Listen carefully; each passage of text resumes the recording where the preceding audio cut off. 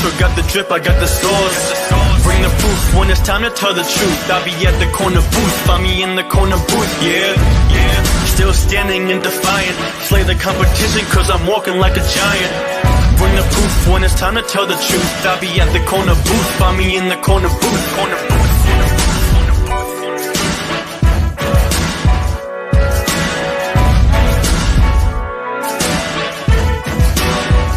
I see myself. Kate, I feel like I have not officially said this. I've tiptoed around it. Kate, will you marry me? Do I have to answer now? Or no, you have time. You can think about it. You can think about a way to say no without hurting my feelings if you want. Oh lovely. my God. I'll send you a letter. Just don't even. Right, cool. Thank you. Shit. I'll send you my address later so you can send it to my house. Yeah, I'm never giving you my address. I don't want you getting that close. Oh, I know. Man, I love that shit. Well, ladies and gentlemen, welcome to the Corner Booth Podcast. I'm your host, Jared Klim, alongside an amazing cast of characters today. We're trying a little new format today, obviously. We're, of course, brought to you by the amazing folks at YeatsOfficial.com. Promo code Corner Booth for 10% off. Joining me first, of course, my sidekick from Boston, even though he's graduated to partner from sidekick. So, ladies and gentlemen, my man, Samir. What's up, guys? Hey, look at me. We're doing this around the horn style today, baby. That's how we're doing it. Oh, and of course, yeah. All right. And of course, my other one of the other rookies, my man, Big Wispy, Mr. Matt. What's going on? Samir, I love that shirt. I have the same exact one. You're a dead ass? Whoa. You're dead ass?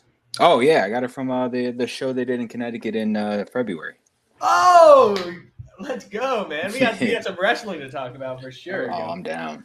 All right. And of course, back home in Dallas, Texas, no longer in a CIA black site, our resident linebacker, Mr. Grayson, man. And joining us as our guest today, my friend from the High Low podcast, Mr. Kelsey. How you doing, buddy? Doing good. Am I even a guest at this point in time? It's like I'm a recurring character. Well, it's like, here's the problem. It's like, you know, the only person who gets like just reoccurring guest job is McCarthy, because I think his attendance score is higher than half the guys who've been on the show. I think it's higher than JD's. It's definitely higher than like Matt's or Grayson's for now, because they've only done about 4 shows total. I think McCarthy's been on the show about 15 times, so I think he gets the only jurisdiction of recurring guest. And I guess Kevin does too, because he's grandfathered into it. But it's going to be it's so funny today. We were talking about the show and everything else, and it's going to be a weird show today because it's an interesting show. Of course, we'll talk about Watson. Yeah, we got some fun stuff. We'll talk about the fact that I saw a hoax story. Might not be a hoax about J.D. McKissick and Mike Davis. We got some jokes about. Let me see. We can talk about a bunch of stuff. We can talk about my man Clay Thompson just showing he's soft as a melted marshmallow, dude. Actually, can we talk about this soon? Yeah, we'll get started. But first off, we got to say hello to our good friend Beth, who's joining us. Hello, Beth. What up, Beth? Shout out to Beth and her show, Woo Hockey. If you want anything hockey, she's your girl. So, Samir, you get to open the floor. You're the resident Celtics fan. Just start. Go. All right. Listen up, guys. Listen up. Because I don't even think I haven't even talked that much since the beginning of the finals, if we're going to be honest. So I'm here to talk some shit right now. Talk your shit. Listen, when the Celtics started this series and took a game off the Warriors, we all knew the Celtics are a better team than them.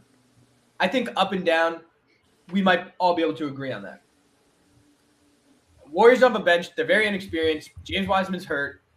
They don't have big men. We're bigger than them on all fronts. We're a better team. So here's what they did in game 2. First off, Draymond went home all sad, recorded his podcast. Then game 2, he comes and just plays dirty. I mean, we absolutely choked in the third quarter, which of course we always do. But he just goes and plays dirty, and he continues to play dirty. And now he comes into Boston, and he gets a little bit of trash talk. And he's just losing his mind. Meanwhile, there's a clip of Clay from 2015, as we all know. Freaking when LeBron got hurt. Oh, I guess his feelings just got hurt. All right, guys, what's happening here? poverty franchise. They're a poverty franchise. They're holding on to what they think they have Poverty left, which is a washed-up Klay Thompson, a washed-up Draymond Green, and I mean Steph is still electric. But let me say this, man. They think there's some kind of dynasty still. It's done. It's over, all right?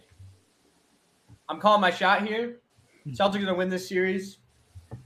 This franchise is just absolutely, I don't even know, throwing garbage at Charles Barkley. Come on.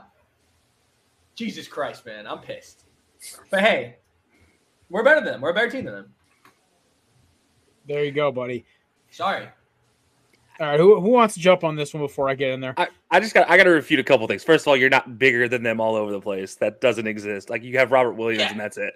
You have Robert Williams and that's it. Just calm down. This is pump the brakes on all of that. Al Horford is shorter than Draymond Green. He is skinnier than Draymond Green. What are you talking about? Al Horford's also playing as a 36-year-old trying to get into the Hall of Fame, and he needs this win for his health and for his Hall of Fame play.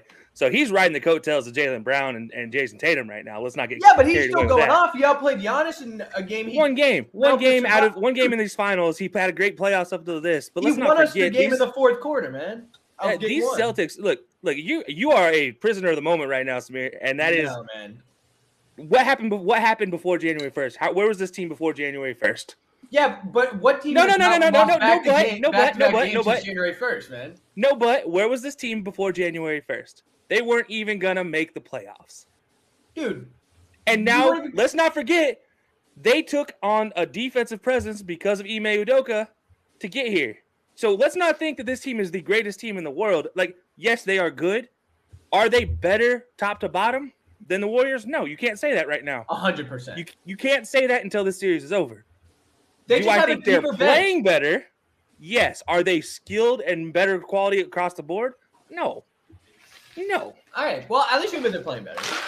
Are they playing better? Yeah, absolutely. But let's not get carried away in a prisoner moment like Boston fans love to do and say they're the greatest thing since sliced bread. Because this is all Boston fans. I'm talking Patriots fans. I don't think we're the greatest thing since sliced bread, but I do think we're better than the Warriors. Because I think there are teams that playing better. The players that we're playing better, yes. Better team, absolutely not. Better coach, yes. I will 100% say that. Wow, you really think that off the bat? Absolutely. Ime Udoka should have been a head coach long ago. He should have been the Brooklyn head coach, and that's neither here nor there. And let's not talk about this Draymond shit like it's it's not a thing that Draymond does to just get his own highlights up. Draymond does this for his own fun. He is his biggest worst enemy, and he's an idiot. But let's be completely honest in saying the fact that he does this to provide entertainment for the NBA. He is purely out there. He is a WWE athlete playing on the NBA basketball court. He is the best thing WWE has ever written. So, he does go on TNT and his takes. Now. Yeah, he's a 100%. He's an actor. He's a paid plug. Klay Thompson, on the other hand, I feel bad for Klay Thompson. Talk about a dude who has worked his butt off to get back to this point, and everybody's bashing him for this, that, and the other. And you bring up the LeBron thing back in 2015. That was actually him ribbing LeBron. That was a joke that him and LeBron were joking about back and forth. That wasn't a serious thing. Everybody's giving Klay Thompson some big shit for this. For what? The man continues to do his thing, comes back from major ACL injury, comes back from a major ankle injury, comes back and is playing almost as good as 80% of what he was. Still only catches the ball off the dribble, still does not dribble the ball. And he's being asked to go against one of the best number two guys in the NBA in Jaylen Brown. Of course he's going to struggle. And he's getting bullied on defense. You gotta admit that. You can't say he's getting bullied. He's looking very rusty. You see that? He's looking rusty. That play when Jaylen he tips the ball, he recovers, then he tries to go, and then Jaylen just blocks him. I mean, that was incredible. I mean, okay, again, he looks rusty. I'm going to keep saying it because what he should have done, what Klay of the old would have done, hits a pump fake, passes around him, they hit an open shot. That's what Klay would have done. Klay currently, who is pushing things, who looks rusty, is not there to play. Now, I'll say what Jordan Poole is exactly what Jordan Poole that I thought he was, which is trash. I mean, Jordan Poole. Yeah, okay. Trash. I can agree on this with you, man. If you want to look at anything and you want to make fun of anybody on the Warriors right now, Jordan Poole is that dude. He is just a pool of trash. It is hot garbage watching him. How do you get blocked on a chase down when you're going on a fast break and dunking the ball? How do you get blocked on a dunk? I've never seen that before. I've seen basketball for over 30 years. I've watched some of the greats play. I've never seen somebody have a 6 6-foot head start, a whole human head start, and then somehow fail to dunk the ball. Like, lay it up, yeah, absolutely, you get chased down block all the time, but like, nah, you can't go back for a hammer and you get thrown back into row Z. I mean, Jesus. Dude, you Jordan see the Poole take is on Twitter trash. that was like Anthony Simons better than Jordan Poole? Anthony I'm Simons like, is better than He Jordan is. Poole. I think so too, man. It's hilarious. It's like, here's the thing with the Warriors. You can't have like the Warriors have always had this issue where they're a team. They're a team first. Like they are better than the sum of their parts. And you put Jordan Poole on this team, and he's a singular athlete. And you see that when Klay Thompson, Steph Curry leave the court, it is the Jordan Poole show, and it is embarrassing to watch. Like it's the worst 5 minutes of basketball I get to watch every single time the Warriors play. It's awful. So, but Jordan Poole is the problem right now, and that it's not going to fix itself. We all know what Draymond's going to do. We all know what Steph's going to do. Klay Thompson's just rusty. But now my point being, Samir, let's calm down a little bit and on the Celtics being better. They are playing better, but they are not better than the Warriors. But you can admit that the Warriors are feeling like they're outplayed, so then they resort to being dirty at points. You can't call it dirty. There's not a single thing anybody on that court does that is dirty in today's NBA. Yeah, I mean, those Draymond. Okay, no, Grayson Allen is dirty. Can we just establish that? Grayson Allen. Grayson Allen is the exception to every rule because Grayson Allen is just a living POS. Yeah, that guy is really something else. Literally, look at the Warriors. Wait, there's not a single person on the Warriors. Kelsey, you missed this. JD once tried to defend Grayson Allen to me, Kevin, and Samir. I thought Samir was going to smack him through the screen. Dude, he's the only people that can defend Grayson Allen are Duke diehards and Duke. He's a Bucks fan. That's why he defended him. JD's also delusional. No, dude, even white people hate him. Like, come on, look at me. I'm a snowflake. I'm a Tar Heels fan, so I want him I know Matt hates him wearing that Chicago jersey. Oh, always. I hated that guy for 6-7 years in my life, and I haven't lived a long life. He's got the most punchable face too. I don't know about most punchable. It is definitely up there in the top 5 punchable faces in the world. I mean, I'd love to see who you think is higher up, at least sports wise. Zach Wilson. Oh, no, I feel bad for him. He looks like a Disney villain. He's never seen a person of color in his life. He grew up in Utah. He doesn't know color. No, you got to put Sam Darnold over Zach Wilson. Dude's throwing up signs and Sam Darnold. You're right, man. You're right. It's just he just looks like if you punch him, he might turn into Hamson Squidward because he's so ugly. Yeah. Brandon Whedon is also way up there. Ooh, I just like Matt Schaub. Yeah. Listen. Although Matt Schaub's kind of like the dude you'd rather grab a beer with, but he still Matt looks Schaub like looks like that guy who's gonna creepily buy your girlfriend a beer when she's on a girls' night with her friends. Yes, 100%. That's you can't. But yeah, there's some guys out there though. Come on, you can't. LaMelo Ball also has a very punchable face. Yo, I just look at LaMelo Ball. I'm like, there's nothing behind those eyes, man. Sometimes. It's just you see him in the AT&T commercial or whatever commercial he's in. He's trying to get Employee of the Month. You know that one. It's so funny. And it's super funny, but then LeVar has to show up, and it's like, why are you here, dude? My favorite thing about LaMelo Ball is that his father and the media are so consumed about making him the best player in that draft class. But me and Samir had this whole talk off camera once. He is going to have a great career, but the only problem is the guy drafted ahead of him is going to have the best career in that draft class, and it's not close. Yeah, Anthony Edwards. I agree. You think Edwards literally hit I knew Edwards is going to be this dude was going to be a superstar when the dude hit a 3-pointer in LeBron's face and then did the John Cena running on the court. I'm like, yo, I love this kid. No fear. And the fact that he's the size of a linebacker and then grew 2 inches. Kelsey's got something to say. This is I don't disagree. He's a better dunker. He's a better athlete than LaMelo. He's not a better playmaker. He's a linebacker playing basketball in the NBA. LeBron was a tight end playing basketball. No. LeBron is a playmaker playing basketball. Yes, okay. He's built like a tight end. Okay, so here's the thing is where LeBron so LaMelo and LeBron are both playmakers. I equate Edwards to more of a Kobe D. Wade type where he's going to score. God, no. I'm not saying he's going to be there. I'm saying he's that prototype. Now, I don't want to be that guy, Jared. I do not want to be that guy, but the numbers I'm not comparing that. LaMelo Ball is a 19.7 PER guy, and Anthony Edwards. Oh, fuck off with your sabermetrics. Come on. Okay, I hate saying that's a sizable difference. You got to give Samir credit on that one. That one is a fantastic pull for the. It's almost as bad as his freaking ex-Woba stat with Aaron Judge. You My want biggest thing- to compare Anthony Edwards to anybody? You're going to compare him to Anthony Bennett at UNLV. Yeah, fair Watch enough. your whore mouth. No. I didn't say Anthony Bennett in the NBA. I said Anthony Bennett at UNLV. And that is an important distinction because Anthony Bennett at UNLV, you know what he did well? He scored 20 a game, got 10 rebounds by being an athlete and being faster than everybody else on the court and being stronger. The dude was not Here's an what, NBA what player. the difference was. He doesn't to me, know how to play the NBA game. And the fact is, he's an athlete, which is what the NBA caters to today, is because it's all highlights. But they're not actual basketball players. Well, here's the thing: is Anthony Edwards, his game from year 1 to year 2 is why I have the optimism, because his jump from what he was as a rookie for what he is now is like night and day. The dude actually knows how to make plays on the ball, play defense, shoot I mean, LaMelo jumped consistently. too.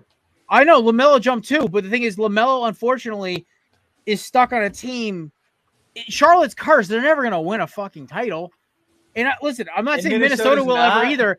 Minnesota just got new ownership, a new GM that they like basically paid a Texas ransom for, You're running a lot and they've of got hopes 2 for this. other stars on the team already.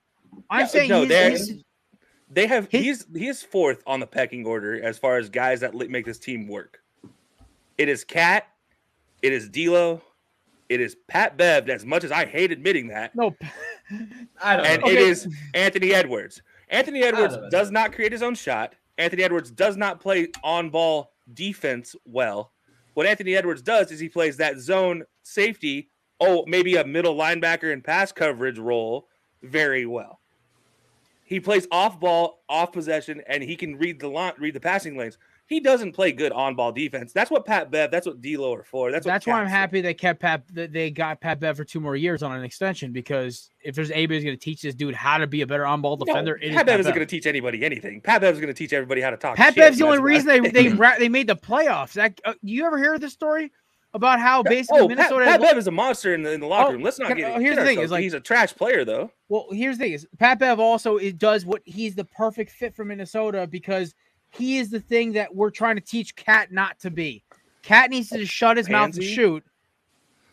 I'm not trying to sound like no Fox News anchor. I'm literally saying, like, the second Cat opened his mouth and started doing like this to the crowd in Memphis, we choked it away. And the biggest indicator of what is going to happen in Minnesota over the next 5 years was Game 5. I think that was the game that, Cat has a chance to pull away. They get a 2-point lead, a 4-point lead with 30-something seconds left, game over. Cat takes a stupid shot, tries to drive ISO off an ISO, kicks it off his kneecap, ball gets turned over, they score. Then they score again, and they need Anthony Edwards to hit a freaking haymaker shot from the corner for them to even go to overtime. I will say this about Cat. I want to see Cat finish. That's my biggest problem with Cat.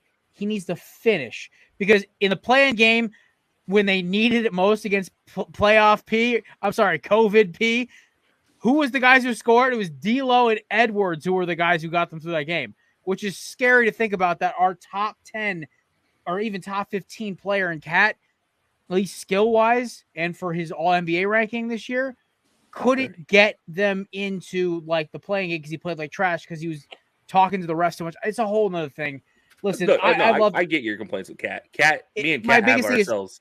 Edwards, I look at Edwards, I see he's like the guy who this episode's named after, T-Mac or Garnett. He's one of those old school guys who just like ignores the refs and just goes out and just hits it. You're talking Lamar Odom and Trevor Ariza. You're not talking T-Mac. You're not talking Vince Carter. I'm not comparing them yet. I mean, Edwards has that ceiling, but he's got to be able to reach that ceiling. Andrew Wiggins had that ceiling, and he's just starting to be decent as a player and an all-star starter now. After what? He's my age, so he's 27. But that all-star starter, I don't know if you want to. I know that all-star starter was won by what is the K-pop band? Anybody know the name of them? BTS. Oh yeah, BTS. Yeah, that's why he's an all-star starter. But you guys see my point, though, right? Oh no, Anthony Edwards is still bad. That is still the point. Anthony Edwards is still bad, and he is still not that good of a player, and he will not be. I want to make a bet off this, Kelsey. We got to make a bet off this because I'm that confident, my boy. Dude, I don't even know what to bet you. I'm a Kings fan, so I know by the what end of the trash show, looks like. come up with a bet for me and Kelsey. You're the master of. You're the keeper of the bets. You have a list in your desk. That's JD true. probably owes me $300 at this point for all the bad bets he made with me. Okay, now here's the question: are we talking end of career, best overall, injuries taken into account? Because I mean, one of these guys, it's a major injury. It's gonna first of all, it's probably gonna be Anthony Edwards, just the way he's a high flyer. But truthfully, if one of them gets a major injury, that debunks this entire conversation. Because I'm talking. Unfortunately, Anthony Bennett's gonna go down as having a better career than Greg Odom, and we all know Greg Odom was a much better player than Anthony Bennett. Like, I'm talking about from this simple standpoint that, like, by the end of next year, Edwards will be an all-star and will be considered a top 25 player. Or at least top 30 player. I mean, I'll take that bet right now, and for whatever you want to put on the table here. Like, I don't care. I will take Anthony Edwards is not going to be a top 25 player next season. I said top 30. Exclamation point. I said top 30. He's not even going to be. Like, top 30 in the NBA is as BS as he won't make a top 3 NBA team. Let's just put it that way. I think he's going to make a big jump. I'll put a 20 spot on it right now. Oh, happily. I will happily take this bet. An all NBA team or that and an all-star. And an all-star. And an all-star. He's going to be an all-star and he's going to be top 25. That's a 20 I will happily eat if I'm wrong, but at the same time, if I'm right, God, it's going to feel so good. Just because I loved. This is going to be fantastic when you make 25 when you give me $20 to put towards advertising for my podcast. $20 and a 6-pack of Winner's Choice. Oh my God. All right. Well, we also do have a surprise guest coming on in about I'd say 8 minutes. But on top of that, we have to roast him for multiple reasons, obviously. But boys, we got like so much talk. We want to talk about Deshaun Watson and this whole situation because this thing just gets first of all, me and Kelsey know this. We had to let a podcast go on Wednesday because they made a joke about the whole situation. Oh no! I'm going to abstain from talking about Deshaun Watson, so you guys have fun with this one. All I'm gonna say about the situation is there was a podcast that worked for Belly Up Sports that made a very crude and semi-insensitive video. Completely insensitive. And I've known these dudes. I went on their show a few months back. They try to push the. Okay, so I'm going to let you guys in on a little secret. There is two different types of pushing the envelope. There is what we do and what like scoreboard addicts do is when it's genuine. We are saying things that maybe are a little over the top, but we know where the line is. And then there's just trying way too hard and saying something that makes you come off like a jackass. And that's what this podcast did. So we're not associated with this podcast anymore. But on the Deshaun Watson thing, I will say this. We're not going to talk about the whole thing about the 24th lawsuit. Let's just talk about the Cleveland Browns. We brought this up, I think, 3 times already since Grayson's been hired. Grayson brought up the doomsday scenario that looks like it's coming true more and more. One, Grayson said, what if they throw him on the commissioner's exempt list and then they suspend him next year when he comes back? Which is, you could still do that. I mean, it's like, that's horrifying to think about. Like, he's never going to play again. But it's like, also, I love how the Browns are now trying to find a way out of his contract. Or like they say they can find a way out of his contract. $230 million guaranteed. Yeah, I don't know how the hell they can find a way out. This is the most Cleveland Browns thing of all time. And we talked about this. I don't know what show it was on, but this is the most Cleveland thing of all time. You got to eat that grenade, man. You pissed off Baker. You went all in on Deshaun. Listen, it was consensual, Watson, and now you got to eat that shit grenade. This is the most Cleveland of Cleveland things of all time. Kelsey's shaking his head because he knows I'm right. I'm in Cleveland. Like, let's not forget, I live in Cleveland. Yeah. And I have to deal with this on a daily basis. I know plenty of Cleveland fans. We have a pretty big Cleveland following for our podcast. I constantly have Brown's Twitter rolling on our Twitter page. Like, it's constantly rolling through. And my God, at the number of people who are so ignorant about this concept that he has 24 cases pending in criminal court against him. Not one, not two, not in civic court, not in civil, penal court. Like, no, this is criminal cases against this man, and they keep coming out. And people are still like, nah, he'll still play in the. Dude, this guy is going to be lucky to see a field in 5 years. This guy's going to be lucky to see the outside world I mean, For 30 like the years. fact that they're not going to indict him, I think it's. I mean, they could still go another round in another county. And the way both counties went through, but here's the problem: the justice system may have slipped up, but the fact there's 24 lawsuits. Yeah, okay. So like I've heard people say like, Jared, don't you think it's a little odd that there's over 24? I'm like, are we also managing the fact that this was over a stretch of what, like 12 months, and this dude just may have had a bad may have just been a 16 months. 16 months. This dude may just be a full-on degenerate. Like, we don't know what's going on. So so actually they came out with the number 64 appointments with 64 different massage therapists over the 16 months. Holy shit. Like, you go, let's say like you go and get your hair cut, you find a good barber, you stick with that barber. Like, why do you need 64 different massage therapists? I mean, dude, I get a massage every 2 weeks. It's part of my chiropractic care. I get a massage every 2 weeks. You know, I asked my massage therapist this question. I was like, "Oh, dude, it's the greatest thing ever." First of all, it's amazing. You got it. Yeah, it definitely. I need him. There's one. Yeah, okay. There's a massage place in town. I gotta go. We're off topic. Let's get back to this. Hold on, because this is important. Because I asked him, like, if I wanted to go every week, would that be okay? Like, yeah, but I mean, any more than once a week, you're starting to get to the point of like you're not doing anything. It's just like working out. If you work out too many times in a week, you're not doing anything. You're just hurting yourself. The same thing with massage because you're breaking down muscle tissue in a massage. So like 64 incidents of it in 16 months. You do the math. That's a lot. That is a lot of different times. And you're, again, it's just like working out. You're breaking down muscle tissues. Like, you're not doing yourself any favors. So, and he's a professional athlete. He gets, plenty of outside help with these things. Mentally speaking, he knows that fact. Yeah. So there's something just a bit fishy about adding 64, appointments. Over like less weird. than six. In less than like what it would be. 128 weeks would be the appropriate way of doing this. Let's ask our half of them weren't licensed in the state of Texas. Oh yeah, exactly. Well, let's ask our Texas resident and resident D1 athlete, Grayson. What are you thinking on this? Like, just this whole. I know you dropped the doomsday theory before, but what, like, now that you got 24 on the market, you feel good about that prediction? You know what?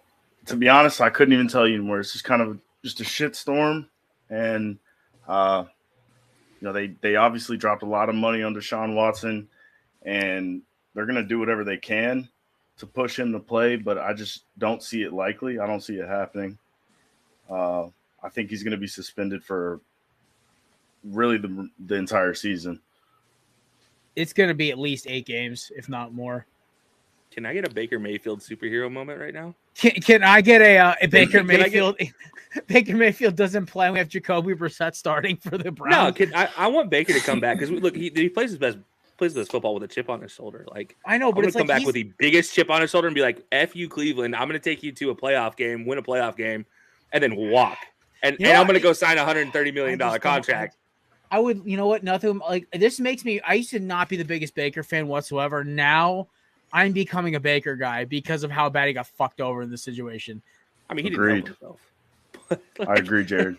Oh no, it's like listen, like, I mean, well, Grayson's from Texas, so you have to hate Baker, obviously. 2, when I look at the whole thing, it's like I kind of stare at this whole thing. I'm like, you know what the worst part about all this is that this man was the first quarterback since I was fucking, I don't know, 10 years old, or not even, no, I was like 6 years old when last time the Cleveland Browns made the playoffs. Kelsey, you were in like at least like elementary school, and it's like, why you gonna date me like that, bro? Bro, you're 4 years older than me? I don't know. Well, either way, it's like, I mean, the guy who's joining us in a second, he's 1,000, so it's like, That's true. So he, I mean, listen, like, and then they just do this guy dirty like that because he has one bad season where he's just beat up and he kept trying to play and help him out. And, I can relate to quarterbacks playing hurt. Carson, interception once, but Baker wasn't just an absolute loser and weasel in the locker room like Wentz was. Like, at least Baker was trying to help. I don't know. Just the whole situation feels like Baker got hosed, and it'd be the ultimate thing of karma for Baker to get screwed. It'd be a great scenario. Let's say like Kenny Pickett just shits the bed the whole season. He's just terrible, and then baby hands. Next season, Pittsburgh comes in, swoops up Baker Mayfield, and Baker Mayfield starts just taking them to the fucking playoffs with that offensive line and everything. Oh, He'd yeah. have the All right. greatest I'd time be with all Najee for it. Harris. Oh yeah. All right. Joining us now is a man, a myth, a man who texted me at 5:30 today. Hey, I can't make it because I have something with my kid. Totally acceptable reason, by the way, but his timing was bullshit, so we have to roast him about it. Ladies and gentlemen, host of the Divots and Bibs podcast, one of my favorite golf dudes on the planet, and we may actually talk some golf today on this show. Yes. Ladies and gentlemen, Andrew LeDuc. It was bullshit, I know. Yeah. I knew that going in. Look, gymnastic medals were on the line, man. Come on. It's okay. That's Your pretty place big. too, It's with pretty B massive. grade U. I mean, she's 5, so it wasn't like that big, but I was there for it. That's just called being a good dad. So it's like we'll Exactly. give you all the respect in the world for it. I just have to bust your balls because I got your text while I'm driving through traffic. I'm like, this motherfucker. Yep. Legit I know. excuse, but like, come on, man. Your timing's almost as bad as Kevin's. I know, I messed that up. I'm sorry. It's all good. It's okay. But I'm We love here. you anyway. Thanks for coming on, pal. No, it's Yeah. okay. I sent the McCarthy signal out, and Ryan goes, yeah, I'm at a birthday party. Oh, ironically, I was talking to Andrew about this like an hour ago. I'm like, how about that? Yeah, I recorded with him earlier, so. Not at the time of gymnastics. Fair enough. It's all good though. Oh, by the way, folks, if you haven't heard already, we have Belly Up has an amazing new sponsor, and they are these gents over here. Wow, it didn't save my. Oh fuck, whatever. I'll talk about it later. We'll talk about it in a minute. Let's keep talking to Sean Watson while I figure out the hell is wrong with freaking StreamYard right now. Oh, Beth says hi, buddy. Duck. Beth, convince him to make his last name just an emoji, please. I've been sorry. asking for this forever. I was gonna say, in you've my- been asking for that for a while. In my phone, I just need the last name to be emoji, like just the duck emoji. Yeah, in my phone, Can you do literally, that on it's Leduc with a freaking duck next to it. I can get behind That's all it. I need, man. I have been referred to as ducks all my life, and that's why I go by Mr. Mallard. I try to be the more grown-up version of a duck. It was so funny. One time, Samir texted me when you filled in for him. He goes, "Hey, is his thing really like one Mr. Is the real Mr. Mallard?" I'm like, "Yeah." Yeah, somebody else out there already took Mr. Mallard, and I was shocked. Fair enough. The only thing Sometimes I you could think of forget at that the there's a time. real one. Did it happen to be Duck Hodges by any chance? We're speaking about Steelers. That man retired from football, and it makes me so sad. Yeah, but do you see Dude, why what? he retired from football? Oh yeah, I know. Because his Why? wife is an Olympian and an Olympic athlete. Like, Oh, so he's chill. yeah, he's good. Like, He's his good. wife won a gold. Oh, He's good. Also, Oh, he nice. he did pretty well for himself as a backup. So I would Sure. take that I mean- lifestyle. maybe. Sure, Not really. he did okay. We all know who he is. Yeah, I mean, that's fair enough. So It'd be Joke's hard on for me us, to I find a guess. room right now where 6 people all together know who I am, so he's still living better than me. Yeah, there you go. I got you. Don't worry, Andrew. Thanks, Well, Kelsey. I guess we all know who we are, and we are 6 people, and you do, and then you counting yourself, and you know who you are, and we all know who you are. So, I mean, not to get off topic here, but you're in a room right now. It's still somewhat on topic because at this point in time, we could get Duck Hodges to come and fill in for the Browns too while we're at it. I mean, he's Man, not busy. This is just what I do. I come in and derail, Jared. That's why you love me. well, I mean, Andrew, we like, already we derailed. guys, you all said was I have like really bad ADHD. The fact this show hasn't gone off the rails already is hysterical. The fact it took Andrew to be the hand grenade that blows this whole train up is fine by me. Like, Yeah, well, at least we started talking about the right topics within 30 minutes of the show starting this time. I mean, like, That's listen, good. Samir has been with me for almost 2.5 years now. He knows and Matt's been best friends with me since like we were freaking 19 years old. My ADHD is legendary at this point. I think Samir just needs to take over hosting duties. He did Yeah, one well- time. He did one time because I was running late for a job, and then And he I quit did the a next good Jared day. impression. And you got a good Jared impression. Damn. I missed Oh, that. I need to hear this. Yeah, exactly. He's gonna get pissed. He gets mad when I do it. He gets mad. Oh, at everything. Jared, shut up and That's get over great it. entertainment. Do it. All right, You guys ready? Samir, You fucking go- do it. All right, hold on. I gotta get the character. I'll get into character. Well, while he's getting into character, Baker revival season. That's all I'm asking for one time. Yeah, I heard you guys talking about that while I was backstage, and I agree with you. I'm there. I'm here for it. I do. And plus, they missed something. Ladies and gentlemen, it's time for another episode of the Corner Booth Podcast. I'm here, your resident host, Jared Klim. God, the Eagles. Jesus Christ. Oh my God. But He killed it. He had the ums down, and he was just a disappointed the Eagles intro was fan. perfect. That was The intro was on point. I will give him that. That was great. Thank you. I give you a 9.9 because I can't give you. But then you went off the rails at the end. I was like, all right, let me cut this short so he doesn't lose his rating. I don't think you realize how well he was doing that, though. he even hit the ums in the right intonation. Boy. Yeah, he did. Fuck out of here. Yeah, take another drink of that shitty beer. What is he?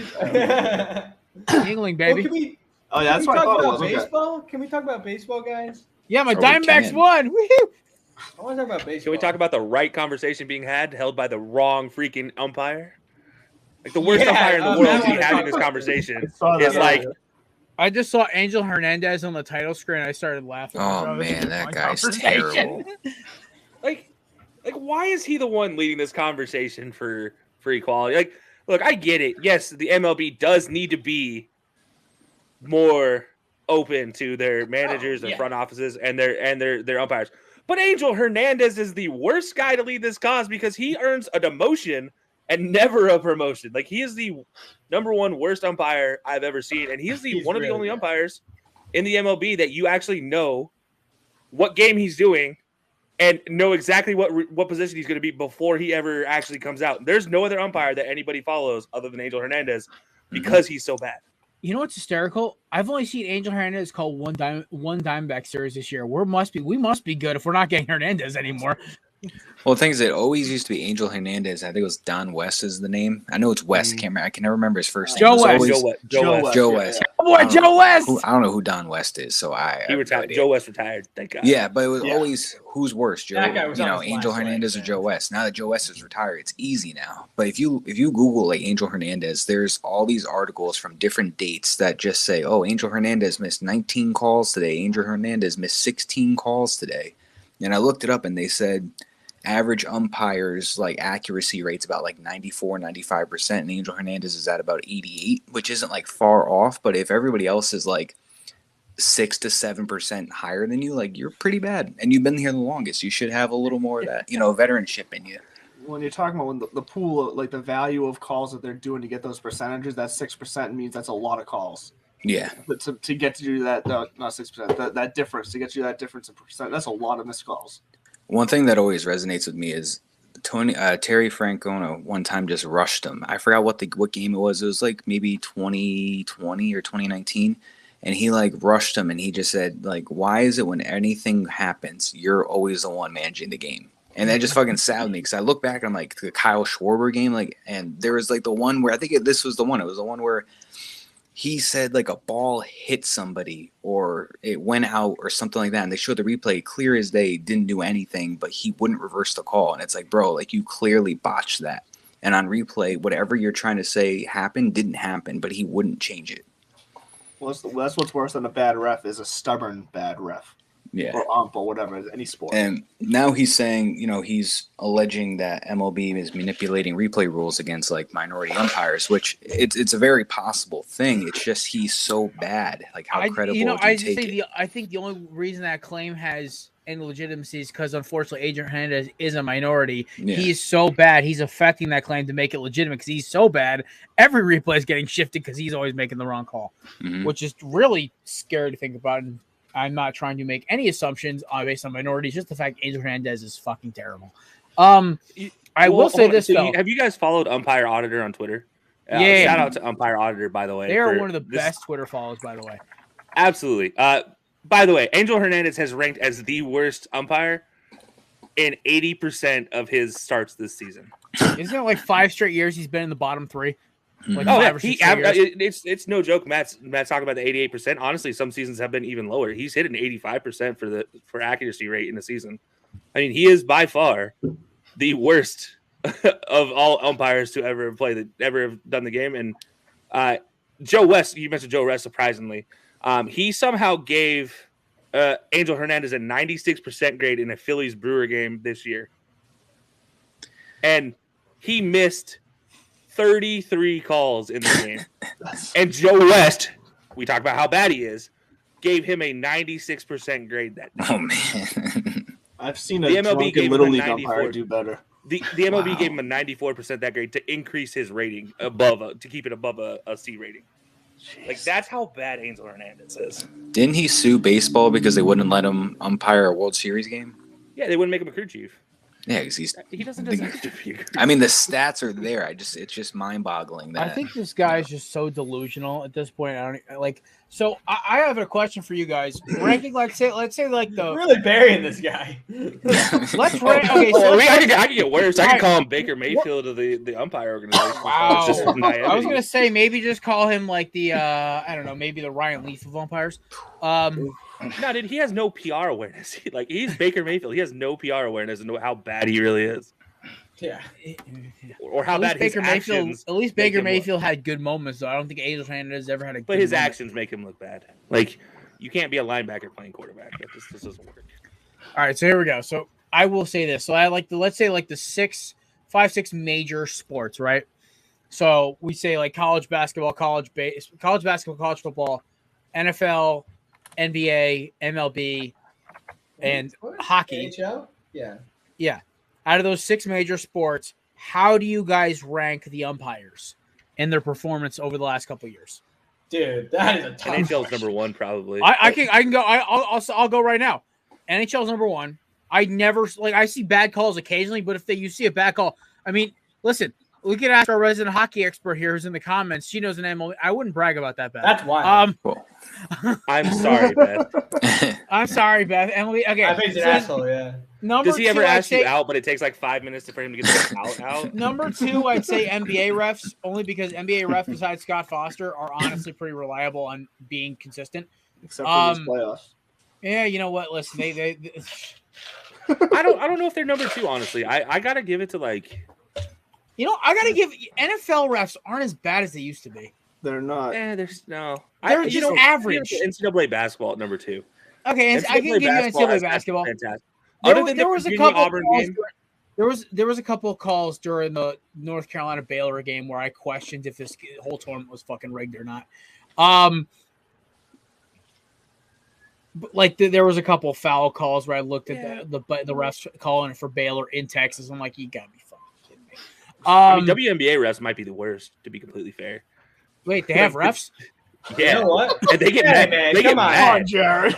Dude, they get mad real quick. They are worse. They are way more in their feels. Wait, than the any- WNBA refs get mad? Oh, dude, they tee up people left and right for the Joe, stupidest thing. You're telling me you don't watch the Connecticut Sun, Jared? Like, honestly, come on, man. Samir, Come I on, actually, man. I Phoenix? Like, come I on. know one of the announcers for the Connecticut Sun. Wait, that's a actually couple houses down from me. It's a cool Wow. guy. Good All guy. right. Whoa, cool. All right, Beth, but here's the problem is NFL and MLB kinda and agree NBA with that, refs can literally like affect the game because they're dickheads. That's the problem. So I'd True. say, Would you okay, say let's, MLS refs are the best? Does that work? yeah, Oh, because who the heck knows, man? yeah, who like, Or I USFL forgot. refs maybe the best? There we go. They're completely always mic'd up and always on the like you can't lie when you're in USFL. Okay, ref. let's We do a might as well reverse. give then. a shout out to the Okay, NFL. I don't think we can. I think we can do this in reverse then, guys. We could probably say it like this: like, so the worst is got to be MLB umpires. Like, there's no question. Like, they are. You don't hear any other sport where the umpire ruined. One umpire felt up one of my guys' pitcher's hands to see if he would look at him so he could eject him, and then tried to charge the mound on Zach Gallen for no fucking reason. 2 weeks later, 2 months later, one with the similar umpires. On top of that, you got guys like Angel Hernandez saying that like the MLB's like going against minority umpires. No, Angel, you just are that bad. You skew the numbers. So then on top of that, like just baseball refs are always the worst. And then I guess I'd say the second worst would probably be NFL. Yeah. There are Too some many blown calls in crucial moments. Yeah, too many. Well, that's what it comes down to. The big calls. I'm going to say college. I'm going to say college refs. I'm going to say college football refs. I do have some very small, possibly big down the road MLB breaking news. All right, so wait until this one's off because I got you. Angel Hernandez is fired. No, I wish. But no. I will say this. Joe though, West as became referee or umpire organizer. Okay, so as a fan of a college team that has some used to have discipline issues on the field. No, really? I will say it's hard, especially the worst though is anytime in any ACC fan you ask anybody, a Pitt fan, North Carolina State, North Carolina, Miami, anybody in that entire conference, in the house, when yeah. you when you play Clemson, the refs are going to give them every damn call regardless of what it is. I watched Amari Carter get ejected for hitting Trevor Lawrence square in the chest, and Lawrence faking an injury until he was ejected, then getting up and laughing about it in the middle of a game. I was like, I'm watching this. I'm like, is this real life? What the hell is this? Have you ever had a concussion, Jared? Yes. Because you start laughing after a concussion. I've been like dazed and confused. He played and the whole rest of the game with no concussion the whole time. Kelsey, he passed us. Okay. He got hit in the ribs. He got hit in the ribs. Listen, and there were other there was like one time there was an offsides. There was the 2020 Miami Clemson game was so good. That was the worst officiating game I ever saw in my life. And then I watched Clemson versus who was the team they almost lost to this year? Was North Carolina State? Yeah. No, they beat North Carolina State. Beat them. They played some team later in the year. Was it Wake? And the upset was in. It might have been Wake. Yeah, it was Wake. And that game, the last 4 or 5 calls were so bad and so obviously leaning towards Clemson. I'm like, they're not even trying to fucking hide it anymore. I mean, I'm a fan of a team that plays Alabama and Georgia every year, so bad calls are just something I'm used to. But I will say the worst refereed call in the world is the targeting call. That by itself makes NCAA as refs. a Hurricanes fan, we average 1.5 targeting calls per game. So I'm not surprised, man. I'm actually. Amari Carter has about 16 of them. The Auburn Penn State game last year was decided by Zacoby McClain getting called for a targeting call in the end zone when he didn't even touch the guy. He missed completely everything. And on top of it, the guy fell forward away from the contact. And none of it, and they still, after review, called it a targeting, and he was ejected. So big play in the end zone. Honestly, they stopped him short on fourth and short, and then they called the targeting. And targeting calls year after year decide so many games. So it's like they have to be one of the worst by far. I will say NCAA refs were the worst than NFL refs. NFL refs are really freaking bad. I don't get Grayson in trouble though. I don't know if you get in trouble for calling. He got his 4 years. He's done. Exactly. Okay, all right. Just making sure. Yeah. I mean, listen, when you played like Ohio State or Michigan, did you guys just notice calls would sometimes look a little funky? Absolutely. I mean, all the time. Definitely in the big house. Those refs are pretty one-sided. But I mean, don't get me wrong. It wasn't like it would have mattered much because it wasn't a great season of ours. So it's definitely there though. I will say the big house, isn't that the one that they have to they get dressed in an open locker room? Like it's not necessarily open, but it opens up into a thoroughfare that goes straight into where the crowds are. Yeah. Right. Yeah. It's like a tunnel. The locker rooms, as soon as you step out of the locker room, you're basically with the crowd. It's actually insane. I don't think I'd blame any ref for blowing a call in that situation. Boys, incoming. We've got a Kevin sighting. It does, but it's true. I mean, they need to honestly go back to the 2-stage rule, but they need to use the lower stage more often than they did before. They had the 2-stage rule where he's penalized. It is a targeting call. It's an unsportsmanlike call though, and not an ejection.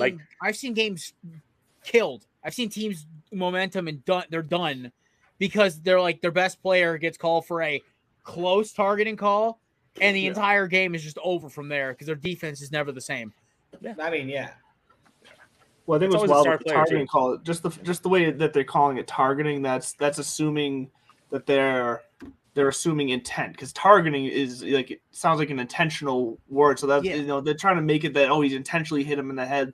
These plays are happening so fast. He may think he's aiming for his shoulders or something, and one little inch change in height, and that's you getting them under the chin. They're going to call targeting on you. Like, so to get injected for that, it just needs to be looked at, or it needs to be like reviewable. At least something like they got to do something, fix the way that system works if they're going to keep that around, or change the way it's called, because it's not about intent for me. It's some of them are, but most of them are. They completely ignore the offensive player who drops his head now. Like that's literally built into the rule, and it's like the offensive player drops his head to make contact, and they're like targeting on the defense. There you go. What was that, like 3 years ago, that preseason where they were calling it on all the running backs? Yeah. So we were like, this is going to be a weird season. Then they just stopped. The Clemson Ohio State game with Justin Fields getting hit in the side by the linebacker from Clemson, gets hit in the rib cage, squared up in the middle of his body in a playoff game. Like, how do you call that targeting at any way, shape, or form when Justin Fields is spinning away from the contact late, by the way, late spinning away from the contact, and he gets hit in the rib cage? Where's the linebacker supposed to hit him?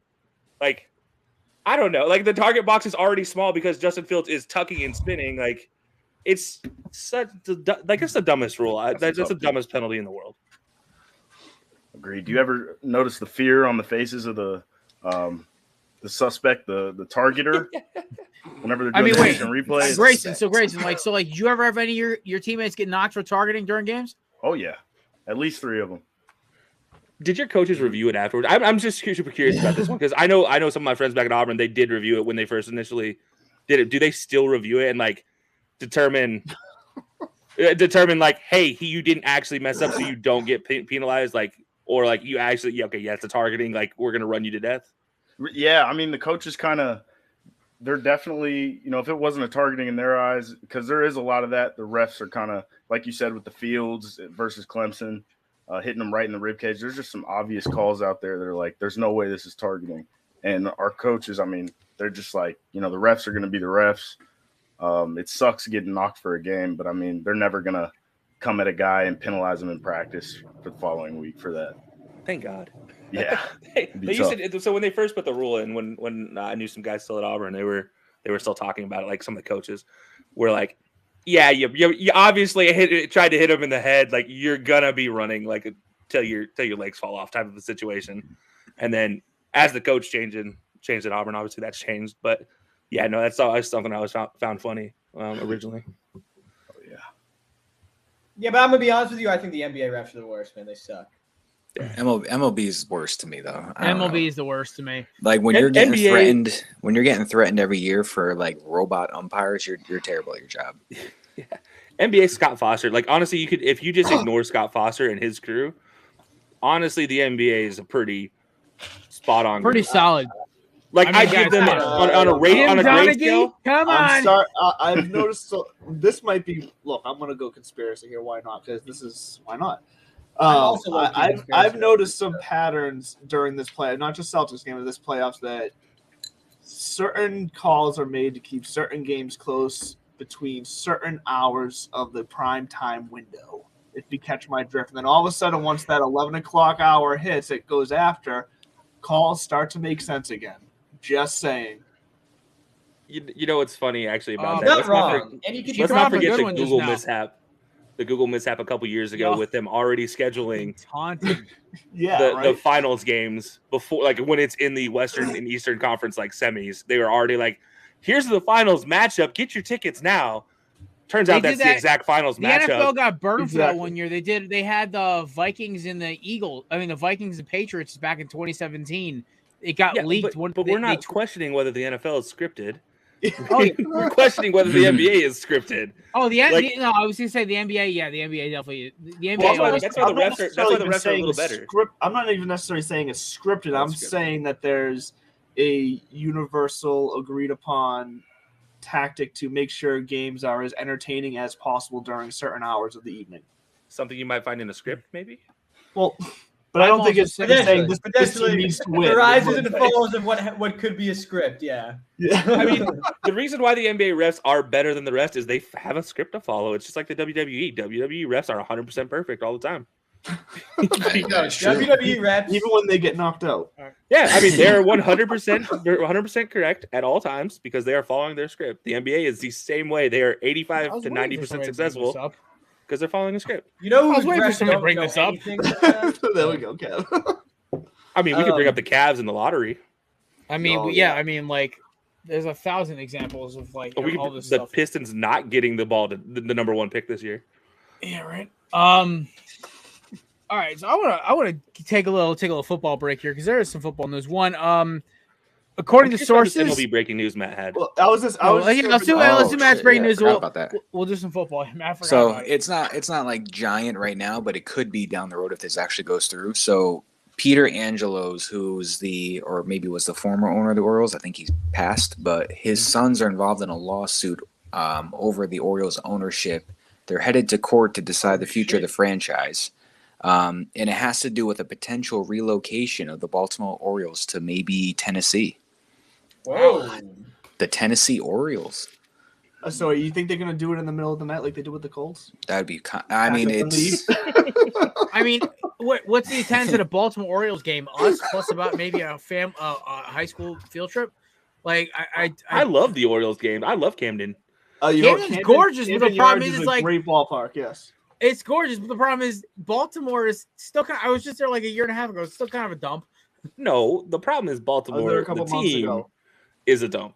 Yeah, the team's. Well, yeah, it doesn't help. Yeah. The only team that anybody cares about in Baltimore right now is unfortunately the Ravens. I'm pretty sure.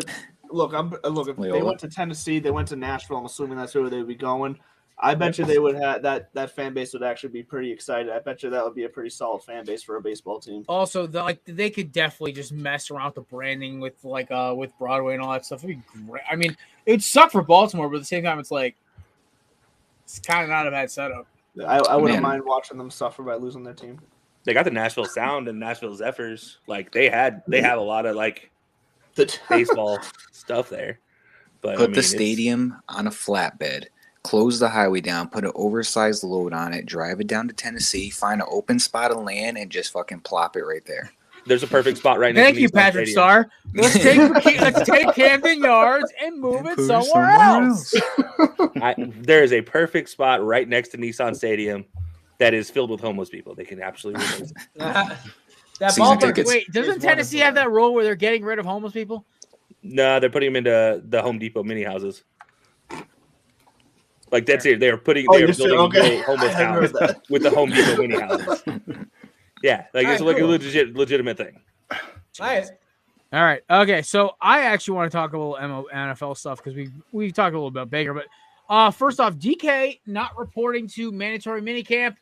Honestly, I did not think DK was going to still be a Seahawk this late. So, agreed. Him and Drew Lock are going to become best friends. Oh, well, listen, Drew Lock's going to he's going to see Drew Lock throw a couple bombs. Like, oh, this ain't that bad. Drew Lock doesn't. I also think everyone gets on. No, he won't. He will never do that. Oh my god, he's not. Do you guys not like Drew Lock's arm? Man. I love Drew Lock. Loves Drew Lock. I love Drew. Okay, Drew Lock, if given an offensive line, can actually throw the ball. Like he knows how to throw. I know he can throw the ball, but I don't think he doesn't have team three. He also has team three beefing with DK Metcalf on the sideline. Like the biggest problem with DK's production last year was the fact that him and Russ got into it, and Russ didn't throw to him for 4 straight games. Russ doesn't throw to anybody though. He throws to the sky and just hopes it falls in somebody's arms. That is true. Okay, he can't see over the line to actually throw accurately. I saw a take the other day, by the way, about Russ, and watch Russ gets exposed for not being a top 10 quarterback anymore this year. I'm like, he's ranked 18th in my board. I have him ranked. I have him ranked 13th right now, but I can have him dropping to 20th if he doesn't produce this year. Okay. Has anybody watched any Russell Wilson tape lately? I know Jared has. Have you watched this man? I just watched. Do you see what he does? I've seen him run for his life. The whole time. This man hikes the ball. He gets it in his hands, and he makes it a circus. He's like, "Hey, can I run around 13 times between the hashes before my offensive line gives up a sack? Is that what I could possibly do?" Because this is every play for him. He had at one point in time in the season last year a 5-second time to release. Not because there was nobody open, because he was running around being an idiot. That line was bad. I also say this, you can't say that when he runs 30 yards back. You're an offensive lineman. You're set to block in a certain perimeter. I am the least scared of Russ. I've noticed. I mean, Kelsey, I don't know if you noticed this yet. When opposing defenses drop, I'd say maybe they drop 7, 8 guys back. Russ, I'm not terrified of Russ anymore if I'm that defense, because half of his dangerousness is running up and doing crazy stuff, making you think he's going to run. But if you keep him in the pocket, I don't fear him anymore. I'm more afraid of Dak or Kirk Cousins at that point. Because they live in the pocket. There's now. I don't know if I'm more afraid. I don't know if I'm ever afraid of Kirk Cousins same level. I'll give you Dak. Kirk, that's a reach. Okay, maybe Kirk Cousins is pushing, but like Dak, at least with Dak, I know Dak can sit back, take 2 steps in the pocket, and let one loose, and he'll hit his target. With Russ, unless Russ is running like a chicken with his head cut off, I don't think he's gonna hit his target half the time. Well, if Dak, this is pre-ankle injury, yes, I'm worried about Dak actually doing something. But Dak is a pocket passer now and does not leave the pocket for anything. Well, even I don't mind. Like Dak in the pocket's still a solid, good quarterback. Yeah, sure. Yeah, if you say so. As a Cowboys fan, I highly disagree. Listen, I would rather have him than the guy who the Commanders are charging out this year. So, well, I mean, yeah, absolutely. Everybody is better than Carson Wentz. He should be ranked 32nd out of 32nd for everybody. He should be ranked. But I think Geno Smith was 32nd. Wait, you hear that? You hear that, Jared? That means Daniel Jones is better than Carson Wentz, man. You know what? If you play for Washington, you automatically get -7 spots anyway. So there you go. Well, no. Look, Daniel Jones can run the ball. Carson Wentz just stands there and flicks it left-handed to the defense. Can we talk about the tragedy that has been Daniel Jones' career because of his coaching staff? The kid showed promise his first year. The worst part? Okay, so the kid showed promise. Okay, so Kelsey, you got to do like a football film review show because I swear to God, I'm always down. I know, because like you and me, I want to know your opinion on Daniel Jones, because honestly, I watched him on tape, but like I had a guy who's a Chargers fan who like he's from New Zealand, right? And he watches way too much football because he has an NFL Game Pass, whatever. So he watches games. Well, I mean, in New Zealand, you get to watch everything, and you don't get blackouts. Yeah, exactly. So he's watching. He goes. I want to ask you a question. You say you're a film guy, right? I'm like, I look at the kid. I'm like, yeah. And he goes, do you ever notice that Daniel Jones looks like a freaking kid with a blank stare when he's facing coverage with no rush? I'm like, Jesus Christ. And I looked at it again. It's like, I got home that night and I was watching. I was a little inebriated, but I was like, you look at him, he just kind of stares. There's no head movement. There's nothing. He just stares. And after 5 seconds, he runs. Going back to that punchable face thing, he's definitely one. Exactly. Yeah, thank you. Yeah, he is definitely a top 10. But I just want to Samir's conversation about Russell here. Yeah. I gotta like Samir. I don't know. As a former offensive lineman, I gotta tell you, like, you're told when you're building your blocking schemes, this guy is going to be within this 5-yard period at this step.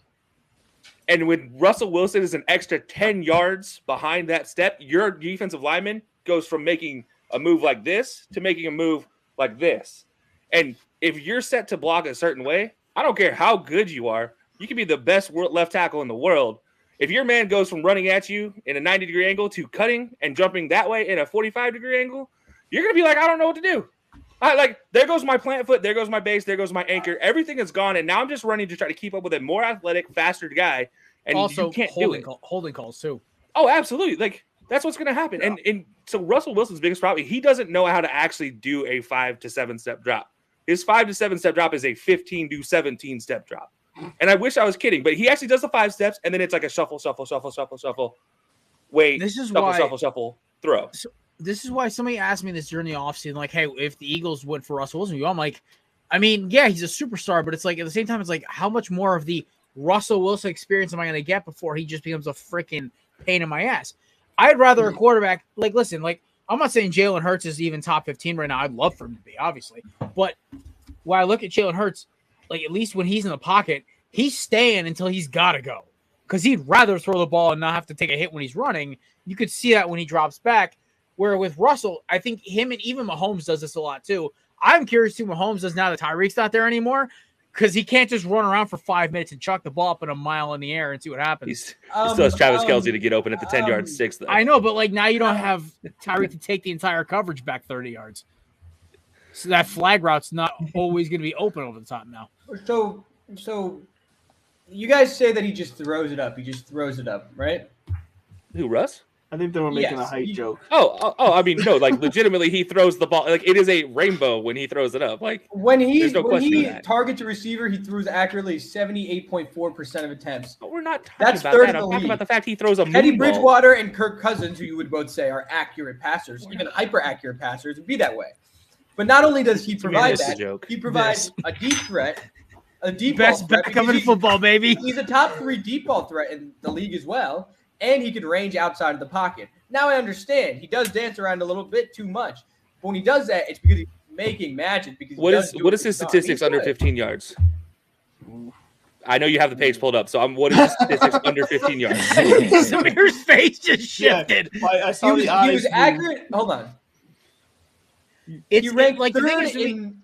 No. What is the actual stat? There's no under 15 yards. There's 20. So under 20 to 25. There should be a stat that's mid range should be 25. He threw accurately on nearly half of his 20-yard passes, which is 49. So 50%. So 50% for a professional quarterback under 25 yards is what you just said. Third in the league. 50%. That's third in the league. League average of accuracy is 66%. He is 20+ yard passes. You understand? 20+ yard passes. Under. We're talking I under don't that. care about, dude. I want underneath. And the reason why I want underneath because those are based off of timing, and there is no Russell Wilson timing. That is the difference between Russell Wilson between a good quarterback and the good quarterback he was a game manager, and I swear to God, I will die on this hill. Russell Wilson, game manager, is a 20 times better player than Russell Wilson. I'm going to make a deep throw to DK because he's fast. He is 1,000 times the better player. And he has been worse and worse, and this is why I have him 18th, is this man is not the same Russell Wilson. He is not going to have fun with Jerry Jeudy, who is a short route extraordinaire. He's not going to have fun at all with any of his receiving corps, who is short route extraordinaires or mid-range routes, except for Tim Patrick, who can take the top off, and then KJ Hamler, if he ever stays healthy and gets on the field. But there is no chance that Russell Wilson finishes this season top 10 because he is going to be exposed time and time again because of his timing. Also, lack of Noah Fant's going to make the offense a lot more one-dimensional. And this AFC West don't sleep sucks on to be a Alberto, quarterback. all right? Do not. All right, so my biggest thing about I want to talk about Treylon Burks in a minute because Grayson brought that up as well in the pre-show meeting. My biggest thing with Russell is that one thing I think Jerry Jeudy, unfortunately, so the whole biggest thing I've talked about this with Drew Lock and Russell Wilson, this whole Seahawks Broncos thing, is that for the last 4 years, the Denver Broncos offense has been so intermediate to short routes. Timing. I think 80% of their throws are under 30 yards. Jerry Jeudy still runs a sub 4.4 or a 4.4 even. He was a good deep guy at Alabama. He was a decent deep guy. Yes, he's an exceptional route runner, but he has speed to stretch if he wants to. Hamler was a good deep guy at Penn State. I will say this. Jerry Jeudy had more yak than he actually had deep ball catches. True, because so he's also shorter than everyone in this room right now. Yeah. So he wasn't a deep ball. He wasn't a deep ball guy. He was not that. They had Henry. My biggest thing is, I think Russ got a way to pass the ball more, but he's going into a double run offense with arguably one of the best 1-2 punches in football in the running back field with Javonte Williams and Melvin Gordon. I think the Denver Broncos will finish in last place in the AFC West. That was one of my bold predictions this year. I have them going with a losing record. And somebody asked me the other day, why? I'm like, because the Raiders got better to their strengths. The Chiefs stayed even, or at least only got slightly worse, and the Chargers took out their weaknesses. I'm not saying reinforced their offensive line too. Exactly, and they went and fucking fixed their defense, which was the worst part of their team last year. So the thing is with me, with the Raiders, when I look, so like let's say the team that they're going to be the close competitor to, the Raiders, right? The Raiders go get Derek Carr's favorite weapon from college, the best receiver in football. They still have Darren Waller. Thank God they did not trade him to Green Bay. That's the dumbest rumor I heard all week. I heard the entire offseason. And then you still have Josh Jacobs. Is Jacobs great? Renfro. And literally the slot machine himself, Hunter Renfro. He's the new age Wes Welker. I love it. Don't diss Hunter like that. Come on now. Oh no, he's an actual athlete. He's Wes Welker with hands and more speed. Hunter, did anybody see what Hunter Renfro did to Marlon Humphrey last year? He's an athlete. Oh, don't give him Wes Welker. Okay, no. My introduction to Hunter Renfro was watching him catch the game-winning touchdown against Alabama. Oh God, I have nightmares of Hunter Renfro catching a game-winning touchdown against Auburn. So I get that. Hey, real fast. Listen, Kelsey. he did God's work when he knocked them off in 17, though, Kelsey. real fast, Kelsey. I got the stat you were looking for here. Over the past 3 years, Russell Wilson completion percentage on throws of more than 20 yards has not finished better than 39.8%, which that year was good for 12th. Okay. Amongst quarterbacks. Wow. And between the other 2 years, he was, and that was in 2019. In 2020, he ranked, 26th at 35%. And last year, he ranked 22nd at 36%. Those years I can't count. Sorry. Wait, what do you mean? I can count. He gets DK Metcalf, and you can't count his stats? Okay, DK. I would say DK Metcalf was a top receiver. I can't count it. Why?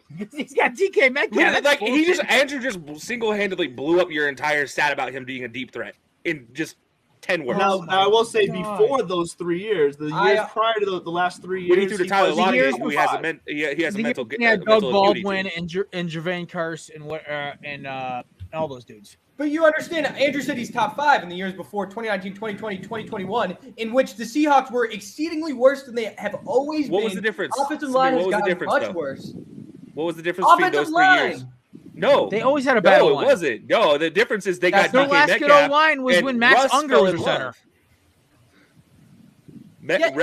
Russ fell in love with DK, and he stopped throwing those short option routes, which killed defenses. When he couldn't throw the deep option route to Tyler Lockett, who he has this godforsaken Professor X level mental line with, like this man stopped throwing that route, and he decided to just throw it to DK every time. If it was a question of like he holds the ball for 3 seconds, who's the ball going to? DK.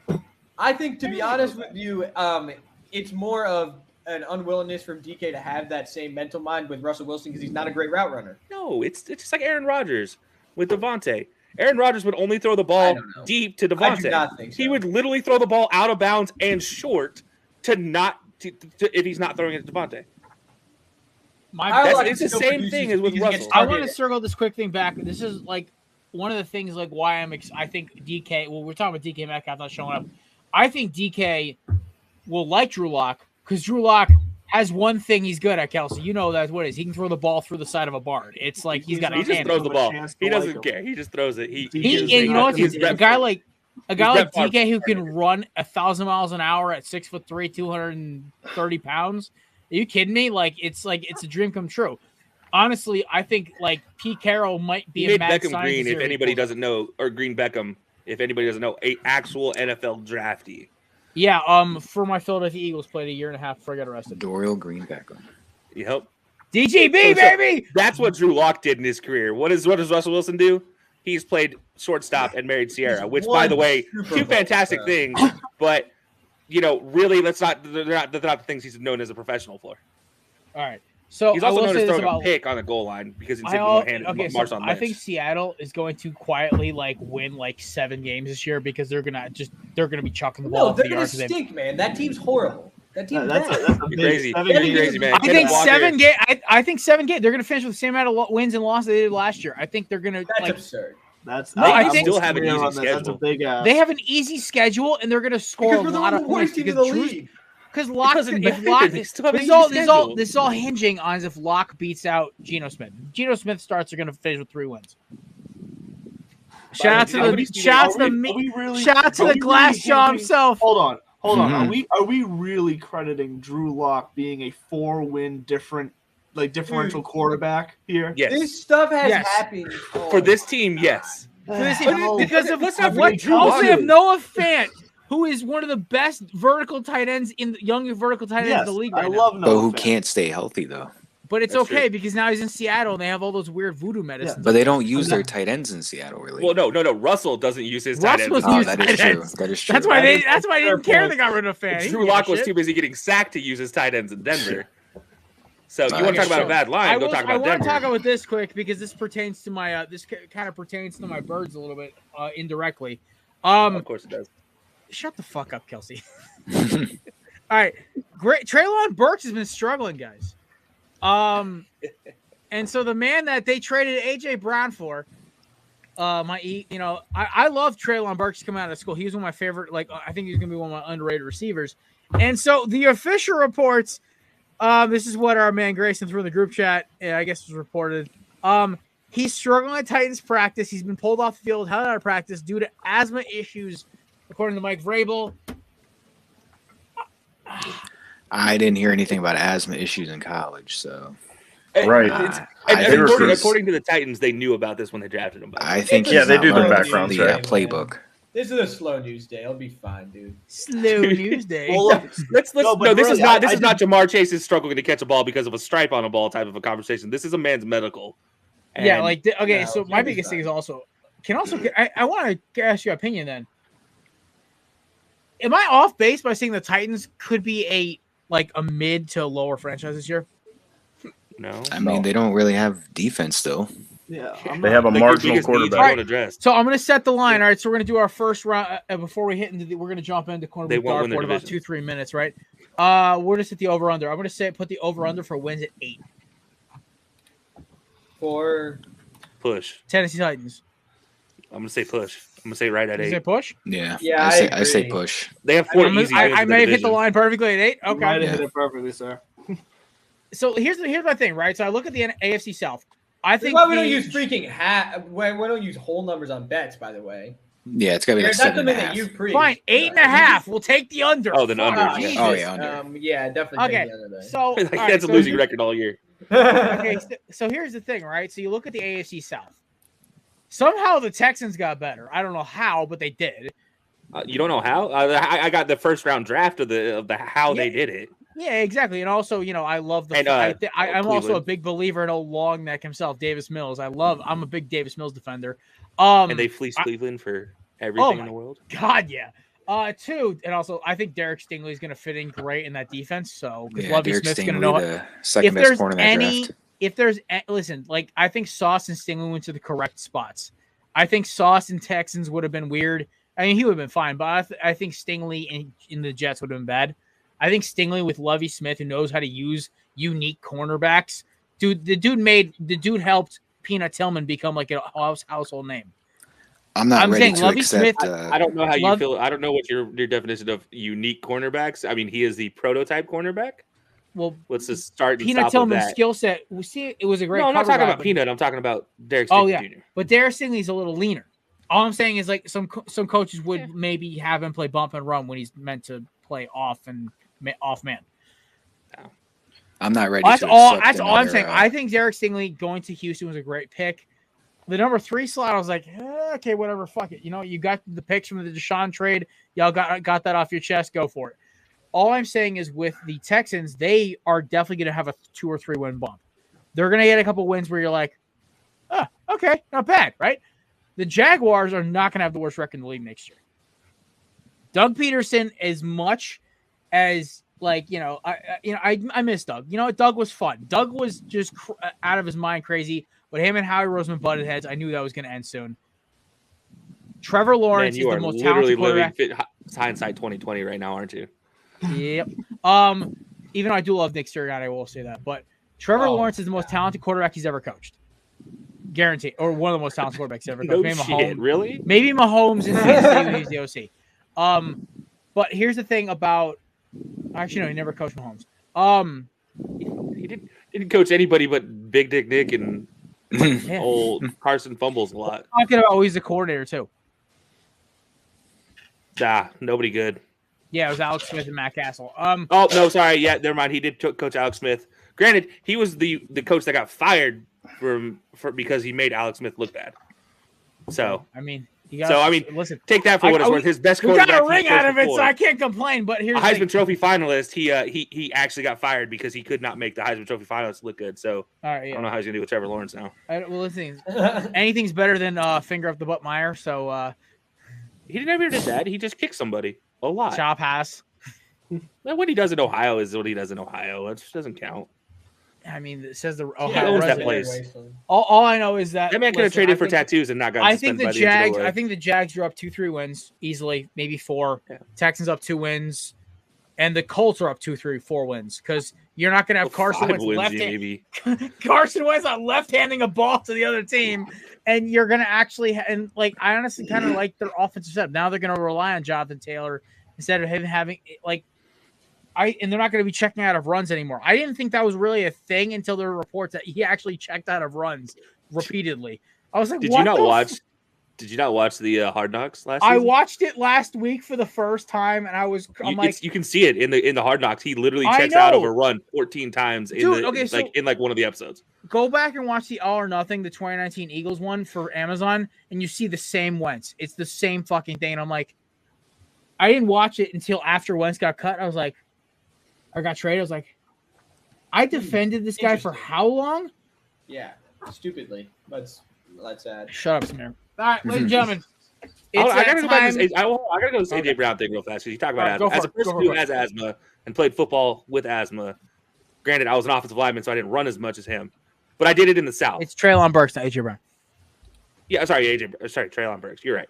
A guy who, by the way, I stated before the draft that is a third-round draft talent, not a first-round pick, and he will not have a great NFL career. Didn't know it was going to be because of asthma, but here we go. Like, you can't.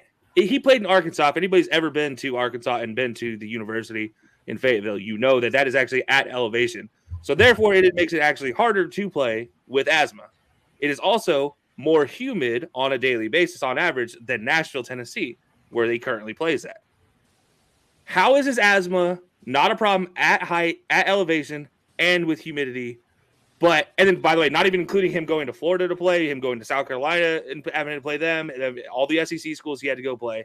None of those were ever a problem for him. But somehow playing in Nashville, Tennessee, at sea level with 50% humidity on average, it's an issue. How is this, like, as a person with asthma, that dealt with asthma, and in sports, this was never an issue. Like, going to sea level where there was less humidity was the best thing that could ever happen for me. How does that become a thing?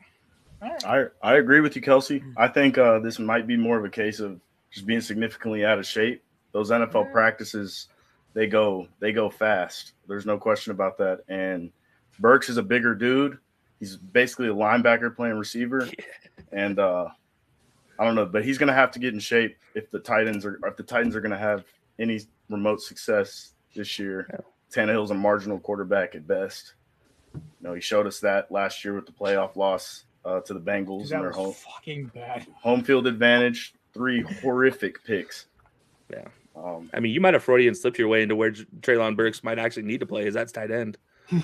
Like, honestly, you might have just like hit the nail on the head there. He might need to be. Oh, so you think he's gonna be like my boy Arcega-Whiteside when they realize, his best thing he can do is block? No, he's going to be worse. He's still going to be out of league in 3 to 5 years. Dude. Well, Arcega-Whiteside might be 7 years. Well, actually, no. So but Treylon Burks, if this asthma thing is an issue already, and it's because he's not in shape. I mean, Grayson just talked about it. It's because he's not in shape. We all know that. It's not a question. It's not the asthma that's an issue. It's an excuse. You know the last player that had an excuse? Justin Blackmon. You know what happened to him a year later? He got arrested for marijuana possession. Like 14 times. Let's not forget that man's arrest record. He has more arrests than touchdowns. Like, so many players come out and they use this medical issue as an excuse. But this medical issue never, and the team knew about it. And this is the thing that kills me is the teams always come out and say, "Oh, we knew about it before we drafted." Okay, well, why wasn't it ever a problem in his entire collegiate playing career and different, much worse, much more adverse situations? Fair. Yeah, they're doing their background checks. Like every NFL team knows. Scouting department's on point. All right, ladies and gentlemen. Hold on. I want to make a statement. I think Treylon Burks is going to be good. And you know what? We can scrap the dartboard right now without talk shit right now about Treylon Burks. I think he's going to be a fantastic receiver. I think he's physical. I think he's a receiver that does the job of A.J. Brown very well. I think that trade, if they wanted to not pay the man, which assume they didn't want to, they were scared of maybe his injuries, sure. They want a guy that has a similar skill set to him. I think Treylon Burks is that guy, and I don't think he'll put A.J. Brown numbers right away, but I will argue that he will be an important wide receiver for the tight ends. For the Titans. My question is when? Freudian slip. I think it'll be this year, next year. He'll be good. He'll be good. Okay, and by the way, A.J. Brown missed more games because of Chipotle sickness than he did anything else, not injury. So I his issue was the Chipotle's in Nashville. Fun fact, like he actually did miss more games because of. No, I understand. I think they're just. I had a buddy who texted me about this who works in Philly media, works for Liberty Line. He goes, "You hear about this story?" I'm like, "No, please explain." And I didn't believe it until you said it just now. That actually cracked me up. He got sick more from food poisoning at Chipotle. It happened 4 times in his time in Tennessee. He missed a game because of Chipotle. Did he go to the same location? Yeah, him and Julio missed the same game because of the same Chipotle. He didn't just switch locations? I don't know. There's like 17 in Nashville proper by itself, so who knows? But like, honestly, if you get it 4 times at that point in time, you just like maybe stop going to Chipotle. Yeah, right. I don't care if there's just stop going. Alrighty, we're moving on. Moses is right down the corner, dude. I'm just, you know what? So I have a bet with Jared about next year. I have a bet with Samir about next year. Anthony Edwards and this is going to be now Treylon Burks. Treylon Burks, in Samir's words, in 2 years will be putting up AJ Brown numbers. All right, that's what you said. Is that not what you said? In 2 years, oh, well, that's what he said. I'm just like, that's not exactly what I said. But if you wanted to be interpreted that way, I asked you when. And you said 1 to 2 I said years. being an important wide receiver for the Titans. Yeah, but I asked you when, and you said 1 to 2 years. So therefore, I would think you're talking. It's AJ Brown. Years. I'm going to give you the length. I'm going to give you the full length of this one because I'm not worried about it. So 2 years for Treylon Burks to be that dude for Tennessee. Okay.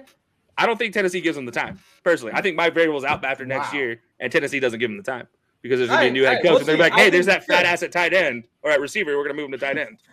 That's what's going to happen. Also, there are much better choices in Nashville than Chipotle. Beth just mentioned this. Qdoba's one. Also, Moe's is a 10 times better option in Nashville. Yeah, Moe's is great. Oh yeah, Moe's is my shit. I refuse to go to fucking Chipotle. But you know, there's one in my fucking town I refused. I ate there once and got food poisoning. I was like, fuck this, I'm done. So I'm saying, AJ Brown, go get away from Chipotle. I'm also in the Northeast, so I just go to a freaking deli. Like it's so much faster. It's Some of us don't have that option down south. They don't actually. They don't know what delis are down south. Oh, I got it. Samir, we have gas stations. We moved down south. We open up a New York style deli. Hey, in a gas station. I'd do that. In a gas station, it'll be the most popular place in the world. Fuck yeah! We do this. Hey, we do this. Hey, we get the chicken cutlets and shit. Yeah, there we go. All right, ladies and gentlemen, before we get kicked off of Tiki in about 3 minutes, we'll just be still live on YouTube, Facebook, and Twitter. All right, this next segment is brought to you by the amazing people at Canada Dip CBD, official sponsor of Belly Up Podcast and official sponsor of the Corner Booth. Promo code BellyUp20. What? An official sponsor of not getting cancer. Exactly. I am a guy who used to dip. Kelsey, I don't know if you were as well. You're from the South, so I'd assume you would. Yeah, he's packing a hammer right now. I have at least 3 or 4 of these. I go through maybe half of 10 of these every 3 days. I love it. It's a great alternative. I have not bought a tin or a pouch, or like a little box of pouches in literally probably a month and a half since I discovered these guys. It's the best. Like honestly, right now I got the tangy citrus. It tastes like Starburst. It's amazing. And, it takes all the edge off. Your joints feel a little better afterward. It's the best. It does not make you drowsy. It's a good alternative to dip. Even if you want the non-CBD ones, I have the spearmint one for non-CBD. It literally tastes like Coke wintergreen. And for a guy like me, for people who don't know, it's legal in every state. It's not. It is not marijuana. It is a CBD. It is completely different. So it is not the same thing as marijuana. I think their best customer is Matt right now. I think he's bought like 1,000 tins from these guys already. I just got my 6-pack after I finished the 2-pack. So far, American Spice is really good. It's that one slaps. It's got that like ginger snap type spice to it, but it's just really good. Yeah, and of course, Canada